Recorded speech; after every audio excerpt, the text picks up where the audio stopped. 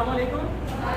This is lecture number 5 on carbohydrates और आज हम डिस्कस करेंगे बेसिकली ओलिगोसैकेराइड्स के बारे में और उनके दरमियान बनने वाली जो बॉन्डिंग है उनको डिस्कस करेंगे। देखिए कंपैरिजन जो था मोनोसैकेराइड, ओलिगोसैकेराइड और पॉलीसैकेराइड के ऊपर हमने लेक्चर नंबर 1 के अंदर कर लिया था कि तीनों में बुनियादी डिफरेंस क्या था। हमने कहा था कि मोनोसैकेराइड सिंपल होते हैं, ओलिगोसैकेराइड उससे कॉम्प्लेक्स होते हैं और जो पॉलीसैकेराइड होते हैं वो उन सबसे ज़्यादा कॉम्प्लेक्स रहते हैं। फिर हमने कहा था कि वो स्वीट इन टेस्ट है, जो ओलिगोसैकेराइड है वो लेस स्वीट इन टेस्ट होते हैं और पॉलीसैकेराइड टेस्ट लेस होते हैं। तो इसी तरह से हम इसके मजीद पॉइंट्स को डिफरेंशिएट करते गए। आज का जो बुनियादी पॉइंट है वो ये है कि बेटा ओलिगोसैकेराइड से किस तरह से ओलिगोसैकेराइड जो है वो किस तरह से जनरेट हुए, यही हमारा आज का पॉइंट रहने वाला है डिस्कशन का। देखिए बेटा, पहली बात ओलिगो का मतलब मैंने आपको क्या बताया, what is meaning of oligo? Good one. Oligo का मतलब क्या होता है? फ्यू। और आगे सैकेराइड्स किसको कहते हैं? शुगर हो गए। अब बेटा यहाँ पर क्योंकि ओलिगोसैकेराइड्स लिखा गया है तो इसका मतलब मैंने आपको बताया था बेटा ओलिगोसैकेराइड के अंदर मिनिमम जो मोनोसैकेराइड्स हो गए वो कितने होंगे? गलत।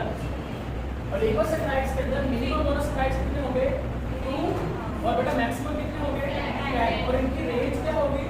2 से 10। ये चीज याद रखिएगा कि आप इसको ऐसे नहीं लगा देंगे कि 2 से 10। वो आपसे पूछ क्या रहा है, क्या उसने आपको ये तो नहीं कहा रेंज? अगर उसने एमसीक्यूज में लफ्ज इस्तेमाल किया मिनिमम, यानी कि बेटा देखिए मान लीजिए कि मेरे पास ये है एक monosaccharide, this one is a monosaccharide, ये मेरे पास एक और मोनोसैकेराइड है। अब दो मोनोसैकेराइड जब मिलेंगे, दो मोनोसैकेराइड के मिलने से जो चीज बनेगी उसको क्या नाम देंगे? ओलिगोसैकेराइड। तो ओलिगोसैकेराइड के अंदर मिनिमम जो मोनोसैकेराइड हो सकते हैं वो कितने होंगे? 2 और मैक्सिमम जो बेटा मोनोसैकेराइड होंगे वो कितने होंगे? 10। और अगर हम इनकी रेंज आपसे पूछी जाए तो फिर बेटा आप रेंज का लगाएंगे 2 से 10।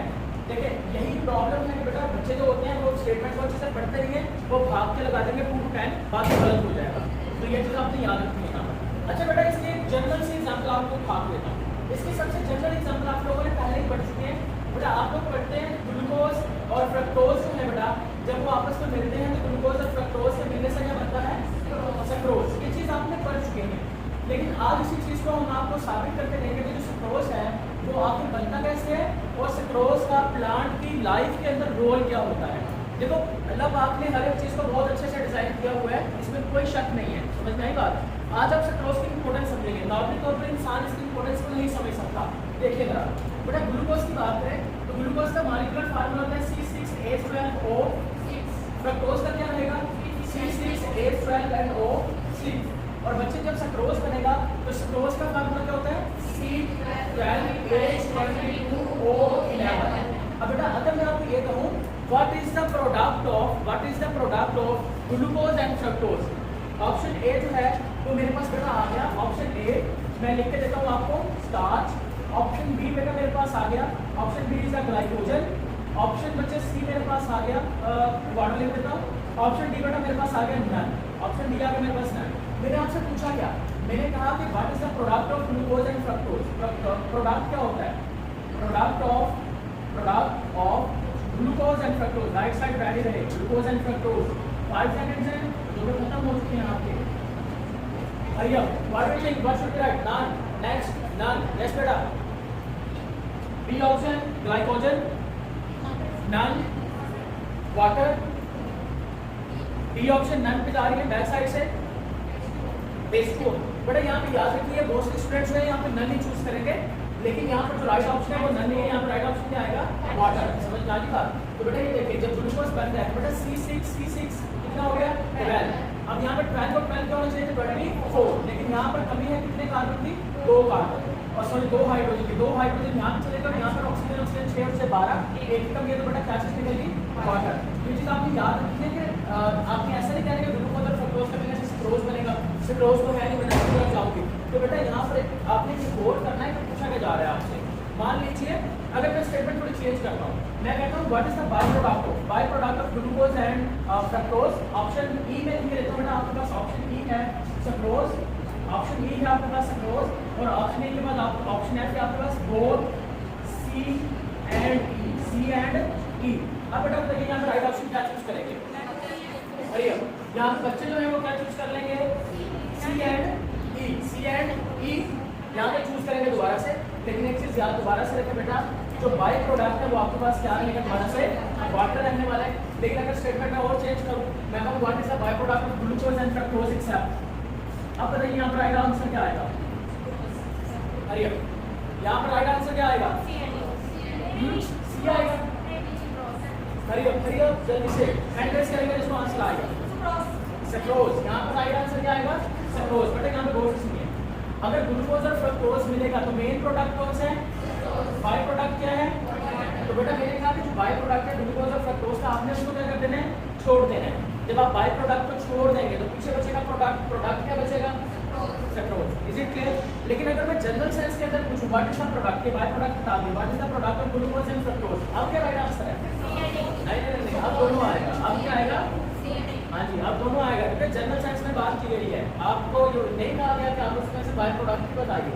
तो ये चीज़ आप इस तरह से पॉइंट्स देखें, एक ही छोटा सा पॉइंट है जिसको किस तरह से राउंड अप किया जा सकता है। लेकिन ये बड़ा सिंपल सा पॉइंट आप लोगों ने पहले ही पढ़ा है, मैं नई चीज़ नहीं पढ़ा रहा है आपको, ग्लूकोज और फ्रक्टोज के मिलने से सक्रोज बनता है। लेकिन मैं बता रहा हूँ ये पॉइंट राउंड अप किया जा रहा है, एक ही चीज़ को घुमाया जा रहा है, बस और कुछ नहीं है। जैसे कि आप लोगों ने पढ़ रखा होगा पाकिस्तान का नक्शा। आप लोग कहते हैं कि पाकिस्तान जो है वो एशिया के साउथ के अंदर मौजूद है, लेकिन अगर आपसे पूछा जाए कि पाकिस्तान जो है उसके साउथ में क्या मौजूद है, सही है, या फिर आपको कहा जा रहा है कि पाकिस्तान जो है, पाकिस्तान के नॉर्थ साइड के ऊपर रशिया है, तो रशिया के साउथ साइड के ऊपर क्या है? पाकिस्तान। ठीक है, बात तो वही है लेकिन घुमा दी गई उसको, और कुछ नहीं। इसी तरह से यहाँ पर चीज़ें वही है, राउंड अप की गई हैं। अब अच्छी तरह हम आगे चलते हैं। देखिए बेटा ओलिगोसैकराइड में मैंने कहा कि कम से कम कितने मोनोसैकराइड हो सकते हैं? तो अब अगर दो वाला ओलिगोसैकराइड हुआ तो बेटा आप उसको क्या नाम देंगे? आप उसको नाम देंगे डायसैकराइड्स। क्या नाम देंगे? डायसैकराइड। What is disaccharide? एक ऐसा ओलिगोसैकराइड जिसमें कितने मोनोसैकराइड्स होंगे? दो। बेटा ट्राइसैकराइड एक ऐसा ओलिगोसैकराइड जिसमें कितने होंगे? तीन। तो बेटा ये आप इस तरह से ये भी याद रखना कि डायसैकराइड क्या होता है और ट्राइसैकराइड क्या होता है। मैं इसको मज़ीद इलैबोरेट नहीं करूँगा। हमारी टेक्स्ट बुक पंजाब की, हमारी टेक्स्ट बुक फेडरल बोर्ड की, उनके अंदर डायसैकराइड और ट्राइसैकराइड का जिक्र है, इससे आगे जिक्र नहीं है, तो हमें आगे जाने की जरूरत भी नहीं है। बस इतना याद रखेंगे, अगर दो मोनोसैकराइड के मिलने से ओलिगोसैकराइड मिलेगा तो क्या नाम देंगे? डाई, और अगर तीन के मिलने से मिलेगा तो ट्राइसैकराइड। अब हम बेटा ये जो सक्रोज है इसको बना के जरा देखिए बेटा, सबसे पहले तो ग्लूकोज का बनाएंगे एक स्ट्रक्चरल फार्मूला, जिसको बेटा क्या कौन सी प्रोजेक्शन होती है? फिशर का हॉवर्स प्रोजेक्शन। फिशर प्रोजेक्शन नहीं है बेटा, वो 2D होती है। ओके बेटा, इस रिंग को क्या नाम दिया गया था? This ring is known as gluco, हाँ याद रखा करो, ग्लूकोपाइरानोज। ग्लूकोपाइरानोज की बात करें, मैंने कहा ग्लूकोपाइरानोज के कितने होते हैं? Corners 6 corner. 6 कॉर्नर में से 5 कॉर्नर क्या है? Carbon 1 2 3 4 and 5। कार्बन 5 के साथ यहाँ पर अटैच होगा carbon number 6 CH2OH, carbon number 6। और उसके बरक्स में बात करें तो छठे कॉर्नर पे है ऑक्सीजन। बेटा देखिए ग्लूकोज और फ्रक्टोज, अब यहाँ पे मैं बनाऊंगा दूसरा फ्रक्टोज। इधर देखिए बेटा एक और चीज़, अगर तो हाइड्रोक्सिल ग्रुप ग्लूकोज के मॉलिक्यूल के अंदर अगर हाइड्रोक्सिल ग्रुप आया नीचे वाली साइड के ऊपर, तो उस ग्लूकोज को आप नाम देंगे अल्फा ग्लूकोज का। क्या नाम देंगे? अल्फा ग्लूकोज का। और अगर बेटा ये हाइड्रोक्सिल ऊपर चला गया तो बीटा ग्लूकोज। ये भी याद रखिएगा कि एक हाइड्रोक्सिल की अरेंजमेंट में चेंज होने से उसका नाम चेंज हो जाएगा अल्फा से बीटा। ठीक है, अगर आपको समझ ये याद नहीं रखने में दिक्कत आ रही है तो आप सिंपल ग्लूकोज याद रख लीजिएगा। ठीक है, क्योंकि आपको ग्लूकोज की जरूरत है ताकि आपको याद रख सकें। अच्छा आगे देखते हैं बेटा, आपको पता है कि एक साइड पर हमने हाइड्रोक्सिल लगाना है, एक साइड पर हाइड्रोजन। पोजीशन आपको चेंज करने कार्बन नंबर 3 पर। बाहर हाइड्रोक्सिल है तो क्या लगा दूंगा? हाइड्रोजन। अंदर क्या लग जाएगा? Hydroxyl. Same as it is hydroxyl and hydrogen. Is it clear? अब हम चलते हैं फ्रक्टोज का बना लेते हैं। ये यहाँ पे आ गए फ्रक्टोज। फ्रक्टोज के अंदर बेटा जो रिंग होता है वो फ्यूरानोज होता है। फ्यूरानोज रिंग में 5 कॉर्नर होते हैं। 5 कॉर्नर में 4 कॉर्नर में क्या मौजूद होता है? घूमन और 5वें पे क्या होता है? ऑक्सीजन। तो बेटा ये हमारे पास आ गया इस तरह से फ्यूरानोज। इसकी कार्बन काउंटिंग करें 1 2 3 4 5 एंड 6। बाकी सेम अरेंजमेंट है। क्या रहेंगे? एक साइड पर हाइड्रोक्सिल, दूसरी साइड पर hydrogen. Where we are going to change the position? Carbon number 3 तो hydrogen, hydroxyl, then again hydroxyl, again hydrogen and then again. Is it clear? तो बेटा आप इसको ऐसे करेंगे। अब इसकी बॉन्डिंग जरा देख लीजिए। ये आपके पास आ गया ग्लूकोज, ये आ गया आपके पास फ्रक्टोज। अब इन दोनों के मिलने से जो चीज़ बनेगी उसका नाम क्या होगा? सक्रोज। इसको बना के देखिए, थोड़ी देर के लिए इधर टेक्सचर रखो सारे। कार्बन नंबर 1 वहां से मैं से निकला तो कार्बन का ये बॉन्ड फ्री हो गया। आगे देखिए, फ्रक्टोज का कार्बन नंबर 2 से क्या निकल गया? हाइड्रोजन। अब यहाँ से हाइड्रोक्सिल, यहाँ से हाइड्रोजन, इन दोनों के मिलने से क्या बन गया? वाटर। आप लोगों ने केमिस्ट्री के अंदर पढ़ा है, कोई याद आ रहा है कोई भी ऐसा केमिकल रिएक्शन जिसमें वाटर का मॉलिक्यूल का रिलीज होता है, उसको क्या नाम देते हैं? Dehydration reaction. तो क्या ये डिहाइड्रेशन है क्या? तो बेटा ये डिहाइड्रेशन रिएक्शन भी है। दूसरे अल्फाज में कहें तो क्या आपको आपके पहले लेक्चर में कुछ चीज़ नहीं याद आ रही? Condensation reaction, constructive reaction, anabolic reaction, याद आ रहा है कुछ? तो क्या सेम कंडीशन अप्लाई नहीं हो रही? हमने कहा था जब छोटे मॉलिक्यूल्स मिलकर बड़ा मॉलिक्यूल बनाएंगे तो उसको क्या नाम देते हैं? Anabolic reaction. एनाबॉलिक रिएक्शन का मैंने और क्या नाम दिए थे? मैंने कहा था यहाँ पर दो जो है वो आपस में कंडेंस होंगे तो हम इसको नाम देंगे कंडेंसेशन रिएक्शन। फिर हमने कहा था इसको एक और नाम दिया था कंस्ट्रक्टिव या डिस्ट्रक्टिव। कंस्ट्रक्टिव रिएक्शन का नाम भी दिया था बेटा। फिर आपने वहाँ पे ये भी पढ़ा था कि इनमें से वाटर का मॉलिक्यूल रिलीज होता है। तो देखिए सारी कंडीशन यहाँ पे पाई होगी। अब बेटा यहाँ पे देखिए हाइड्रोक्सिल यहाँ से रिमूव कर दिया। अब ये कार्बन का बॉन्ड यहाँ पे हो गया फ्री, इधर से हाइड्रोजन निकल गया। तो यहाँ पर ऑक्सीजन था ना बेटा, ऑक्सीजन का हाइड्रोजन के साथ बॉन्ड है। अब ऑक्सीजन का वो बॉन्ड क्या हो गया? फ्री। अब ये जो ऑक्सीजन का फ्री बॉन्ड है इस कार्बन के साथ लगना है। आपने चुपचाप दोनों स्ट्रक्चर था कि आप लिखते हैं दैट्स इट, देखिए question same as it is. ये बनाया मैंने, उसके बाद दूसरा बनाएंगे।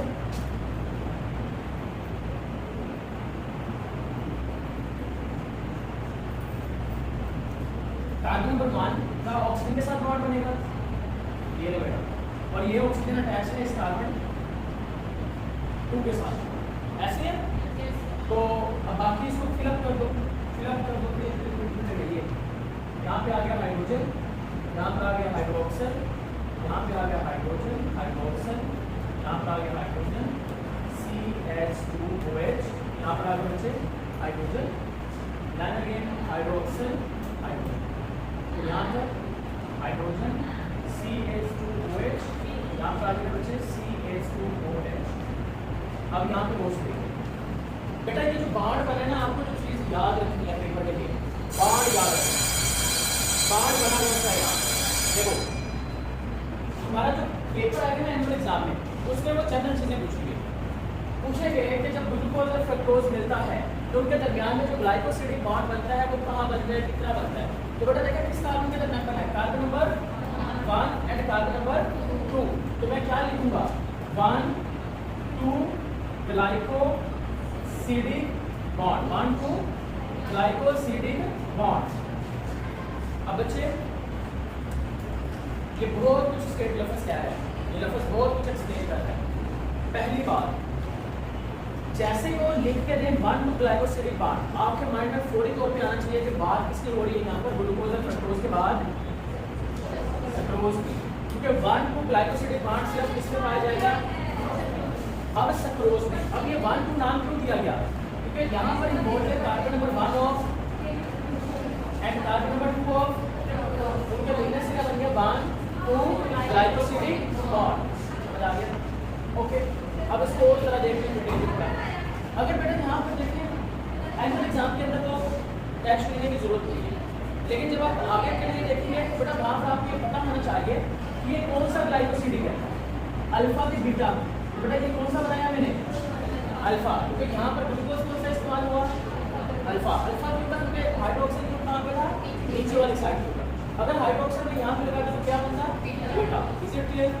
तो बेटा आपको अगर दिया दिया जाए, आपको लिख दिया जाए 1 2 ग्लाइकोसिडिक बॉन्ड इज प्रेजेंट, ठीक है, इन विच कार्बोहाइड्रेट, आपके फौरी तौर पर समझ आना है सक्रोज। किसमें पाया जा रहा है? सक्रोज। अब उस सक्रोज के अंदर जो पाया जा रहा है बेटा, यहाँ पे देखिए कार्बन नंबर 1 जो है वो मेंशन करेगा सिर्फ उसी कंपाउंड को जो कहाँ पर पाया जाएगा? पोजीशन नंबर 1 पर। ग्लूकोज पहली पोजीशन पे ना, देखें बेटा ग्लूकोज भी है, फ्रक्टोज भी है। फ्रक्टोज का कार्बन नंबर 2 पार्ट ले है, ग्लूकोज का कार्बन नंबर 1। मैंने ऐसा नहीं लिखा, मैंने ये नहीं लिखा 2 1 ग्लाइकोसिडिक बॉन्ड। अगर मैं 2 1 ग्लाइकोसिडिक बॉन्ड लिखता फिर आप समझते हैं जिसने पहले फ्रक्टोज की बात की है, किसकी हुई है, लेकिन मैंने सीक्वेंस में लेके गया हूँ, पहले ग्लूकोज फिर फ्रक्टोज के बाद ग्लाइकोसिडिक बॉन्ड। इसे क्लियर? बेटा ये चीज़ आपको याद रखनी है कि इस तरह से सक्रोज बनेगा।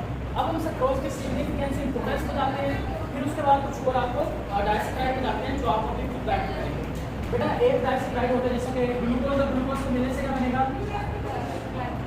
ग्लूकोज के मिलने से बेटा बनेगा माल्टोज। क्या बनेगा, माल्टोज। इसी तरह से ग्लूकोज और लैक्टोज, इनके मिलने से क्या बनेगा, लैक्टोज। इसी तरह से ग्लूकोज और ग्लूकोज के बाद बेटा हमारे पास क्या आ गया, फ्रक्टोज, इनके मिलने से क्या बनेगा, सक्रोज। बेटा सक्रोज जरूरी क्यों होता है, आपको पता है कि कार्बोहाइड्रेट का जो प्राइमरी सोर्स है, प्राइमरी सोर्स ऑफ कार्बोहाइड्रेट्स वो क्या होते हैं, फोटोसेंसिस। सबसे पहले बेटा सिर्फ प्लांट्स ही इसको बनाएंगे फोटोसेंसिस के जरिए से।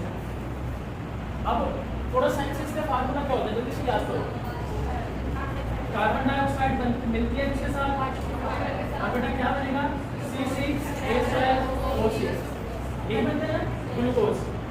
अब बेटा खुराक जो बनाई है पौधे ने वो किस फॉर्म के अंदर बनाई है, ग्लूकोज की फॉर्म के अंदर। लेकिन बेटा जब आपको पता है आपने दो चीजें पढ़ी हैं बायो के अंदर, एक आपने पढ़ा है लिफल सोर्स और दूसरा आपने क्या पढ़ा है, sink. What is the difference between source and sink? Source उस जगह को कहेंगे जहाँ पे खुराक क्या हो रही है, प्रिपेयर, और सिंक उस जगह को कहेंगे जहाँ पे खुराक को क्या किया जाएगा, स्टोर। तो पौधे के अंदर खुराक कहाँ पर बनती है, लीव्स के अंदर, पत्तों के अंदर। खुराक को स्टोर कहाँ पे किया जाएगा, रूट्स के अंदर। लेकिन बेटा खुराक को लीव से रूट्स की तरफ भेजना भी तो है ना, लेकिन खुराक को रूट से लीव से रूट्स की तरफ अगर तो हमने भेजा ग्लूकोज की फॉर्म के अंदर तो हमें बहुत घाटा लगेगा। क्यों? क्योंकि ग्लूकोज जो है बेटा ये एक रिड्यूसिंग एजेंट है। ग्लूकोज कौन सा एजेंट है, रिड्यूसिंग एजेंट। बेटा मैं केमिस्ट्री के अंदर नहीं जाऊँगा कि रिड्यूसिंग एजेंट क्या होता है, ठीक है। इतना याद रखिए, रिड्यूसिंग एजेंट ऐसे होते हैं जो केमिकल रिएक्शन देते हैं और किसी और चीज़ में बदल जाते हैं, ठीक है। लेकिन अगर हम सक्रोज की बात करते हैं तो सक्रोज जो होता है ये कौन सा एजेंट होता है, non reducing agent, non reducing agent.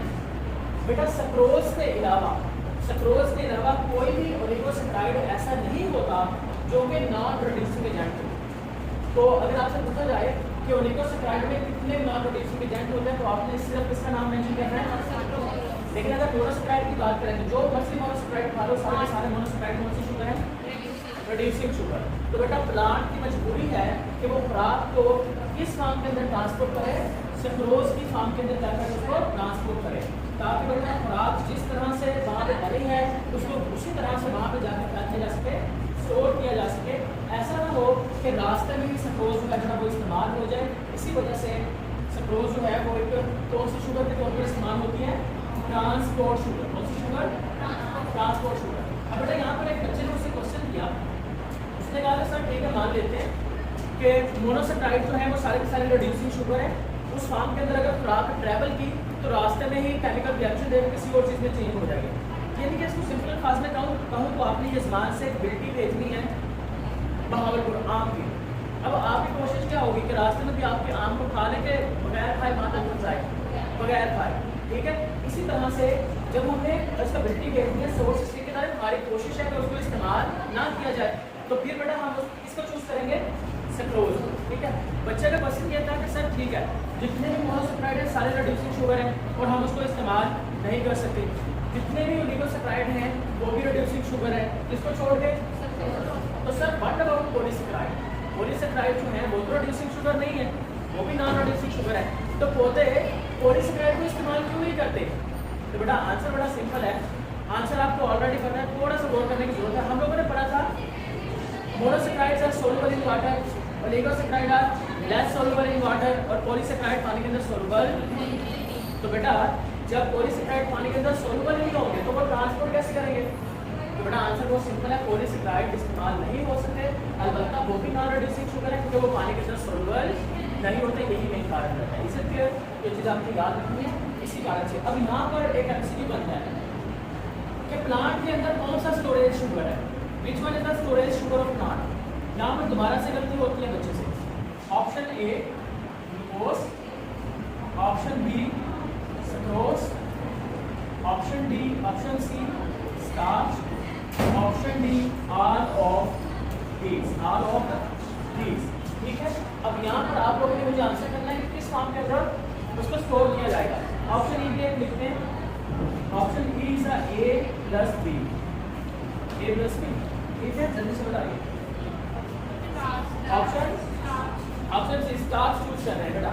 अब यहाँ पर कुछ बच्चे इसलिए स्टार चूज कर रहे हैं, तो मैं स्टेटमेंट में बोलता हूँ, यहाँ पर स्टूडेंट्स मिस्टेक करते हैं, तो कहते हैं हम मिस्टेक करके देखते हैं उसी में चूज करते हैं। यहाँ पर आप लोग ठीक बोल रहे बेटा, ये स्टार्च ही है, ये चीज याद रखेंगे। प्लांट के अंदर ट्रांसपोर्ट शुगर और है और स्टोरेज शुगर बेटा क्या है, और है। और प्रोड्यूसिंग शुगर कौन सी है, ग्लूकोज। तो आ गया, प्लांट के अंदर प्रोड्यूसिंग शुगर है ग्लूकोज, प्लांट के अंदर ट्रांसपोर्ट शुगर कौन सी है, और स्टोरेज शुगर स्टार्च। समझ की बात। तो ये चीज़ आप याद रखेंगे कि ये स्टोरेज शुगर भी है, ये ट्रांसपोर्ट शुगर। अब आपके लिए एक छोटा सा काम है जो अभी आप लोग करोगे। अभी मैंने आपको कहा कि ग्लूकोज और ग्लूकोज के मिलने से क्या बनेगा, माल्टोज बनेगा। ग्लूकोज और ग्लूकोज के मिलने से क्या बनेगा, माल्टोज। अब बेटा ग्लूकोज का फार्मूला सामने पड़ा है, फ्रक्टोज की जगह पे ग्लूकोज लगाओ और मुझे क्या बना के दो, माल्टोज, जो कि आप यकीनन बना लेंगे। लेकिन मेरे लिए जो सबसे इम्पोर्टेंट चीज़ है वो ये है कि माल्टोज के अंदर जो बांड पाया जाता है, ग्लाइकोसिडिक बांड, आपने मुझे वो निकाल के देना है कि ग्लाइकोसिडिक बॉन्ड जो है वो कौन सा पाया जाता है माल्टोज के केस में। ये आपका छोटा सा वर्क, इसको जल्दी से आप सोल्व करके जाएंगे।